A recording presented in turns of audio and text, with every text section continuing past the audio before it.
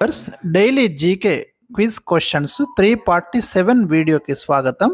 ఈరోజు మనం కొన్ని ముఖ్యమైన జనరల్ అవేర్నెస్ క్వశ్చన్స్ 11 క్వశ్చన్స్ ఈ వీడియోలో మనం డిస్కస్ చేయబోతున్నాం. వివిధ సబ్జెక్టులకు సంబంధించిన అంశాలు దీంట్లో మీరు చదువుతారు. చాలా ముఖ్యమైన ప్రశ్నలు అండి. ఇది 347 వీడియో, 3470 ప్రశ్నలు మీకు డైరెక్ట్గా కవర్ అవుతున్నాయి ఈ వీడియోస్లో. ప్రతి వీడియోలో 10 to 12 క్వశ్చన్స్ ఉంటున్నాయి. ఇక ఈరోజు మనకు క్వశ్చన్ నెంబర్ 1, ప్రముఖ వైద్య పత్రిక ది లాన్సెట్ ఎక్కడి నుండి ప్రచురించబడుతుంది? మీరు చాలాసార్లు విని ఉంటారు. ముఖ్యమైనటువంటి ఈ మెడికల్ ఫీల్డ్కి సంబంధించినటువంటి వ్యాసాలు, శాస్త్రీయ పరిశోధనలు, లేటెస్ట్ అడ్వాన్స్డ్ మెడికల్ టెక్నాలజీ గురించి మనకు ఈ లాన్సెట్ పత్రికలో ఎప్పటికప్పుడు అప్డేట్స్ వస్తుంటాయి.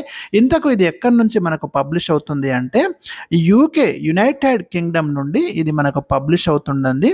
అట్లాగే ఇంకొక పత్రిక ది నేచర్ అనేది కూడా ఇక్కడ నుంచే మనకు పబ్లిష్ అవుతుంది. ది లాన్సెట్ యొక్క హెడ్ క్వార్టర్ ఎక్కడ ఉందంటే మనకు లండన్లో ఉందండి. ఇది very important. Question number 2, from Indian history. కర్ణాటకలోని శ్రావణ బెలగొలలో గోమటేశ్వరుని విగ్రహాన్ని ఎవరు ఏర్పాటు చేశారు?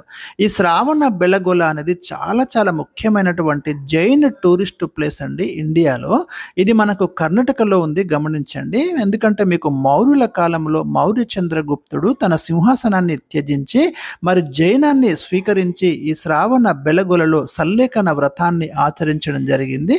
మీకు అక్కడ గోమటేశ్వరుని విగ్రహాన్ని ఏర్పాటు చేసింది ఎవరంటే పశ్చిమ గాంగరాజు 4వ రాచమల్లుని మంత్రి చాముండరాయ అండి. నెంబర్ ఆఫ్ టైమ్స్ ఇది question.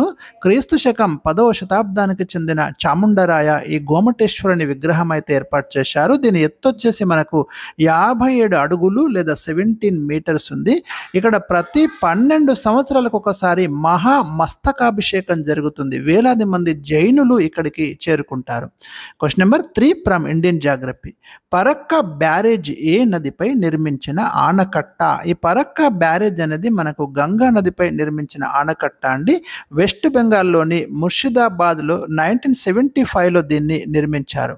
Question number 4, the problem of the rupee, it's origin and it's solution పుస్తక రచయిత ఎవరు? చాలా ముఖ్యమైన ప్రశ్న ఇది.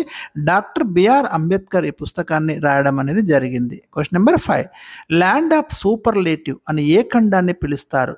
మీకు సూపర్లేటివ్స్ ఉంటాయి కదా, మరొక ఖండాన్ని మనం ల్యాండ్ ఆఫ్ సూపర్లేటివ్స్ అంటాం. ఎందుకంటే ఏ ఖండాన్ని అంటామంటే ఫస్ట్ దానికి ఆన్సర్ చెప్తున్నా, సౌత్ అమెరికా అండి.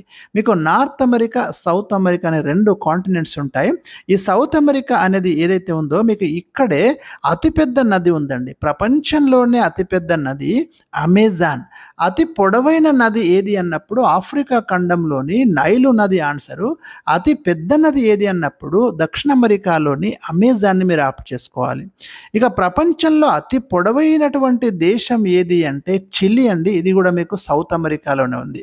ఇక ప్రపంచంలో అతి ఎత్తైన జలపాతం ఏది అంటే ఏంజల్ జలపాతం అండి. ఇది కూడా మీకు సౌత్ అమెరికాలోనే ఉంది. సౌత్ అమెరికన్ కాంటినెంట్లోనే వెనిజులాలో ఉంది. గమనించండి, ఇది డిఎస్సిలో అడిగినటువంటి ప్రశ్న.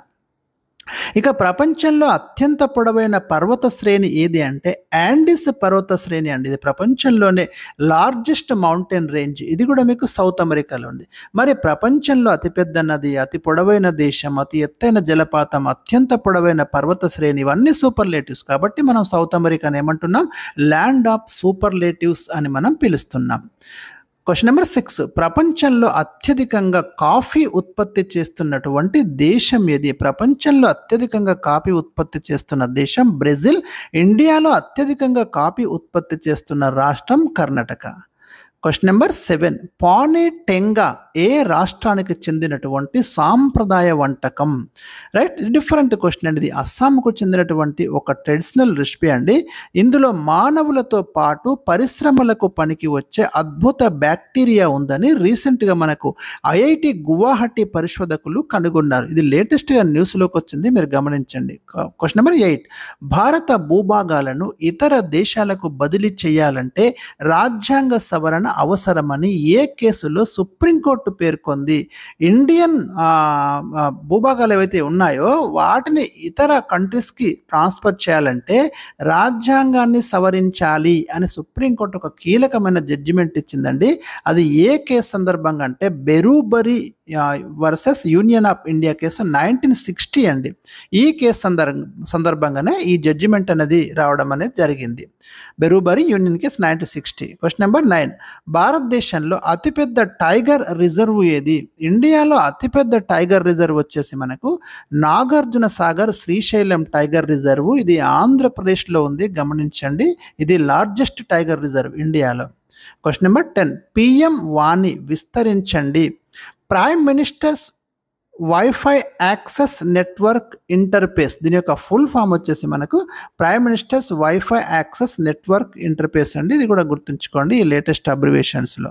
Question number 11. వన్యప్రాణుల సంరక్షణ ఏ జాబితాలో కలదు? వన్యప్రాణుల సంరక్షణ వచ్చేసి మనకు ఉమ్మడి జాబితాలో ఉందండి. 1976లో 42వ రాజ్యాంగ సవరణ ద్వారా దీనిని రాష్ట్ర జాబితా నుండి ఉమ్మడి జాబితాలోకి మార్చడం అనేది జరిగింది.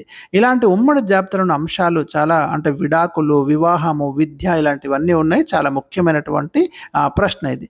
సో ఇవి నేను ఈరోజు మీకు అందించినటువంటి important general awareness and latest current affairs. మరి ఇలాంటి సమాచారం మిస్ కాకుండా ఉండాలంటే మన ఛానల్ని సబ్స్క్రైబ్ చేయండి, డైలీ ఫాలో కండి. Thank you for watching.